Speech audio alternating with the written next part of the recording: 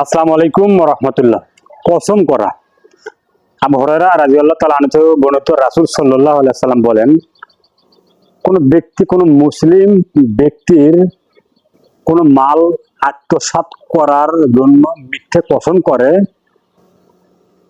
আল্লাহ তাআলা তার জন্য জাহান্নাম ওয়াজিব করে দেন এবং জাহান্নাম ওয়াজিব করে দেন এবং জান্নাত হারাম করে দেন।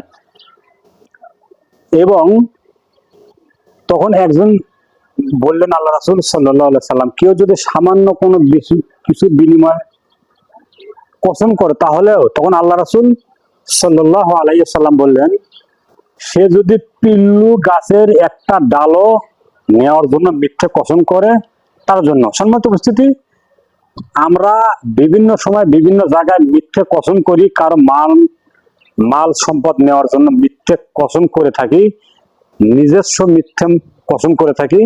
এই নিজস্ব মিথ্যে কসম যদি আপনি করেন তাহলে আপনার জন্য জাহান্নাম ওয়াজিব হয়ে যাবেন এবং জান্নাত আপনার প্রতি হারাম করে দেবেন আল্লাহ। অতএব আজকের পর থেকে আমরা মিথ্যে কোনো কসম করবো না। আল্লাহ তুমি মিথ্যে কসম থেকে আমাদেরকে হেফাজত করো, আমিন।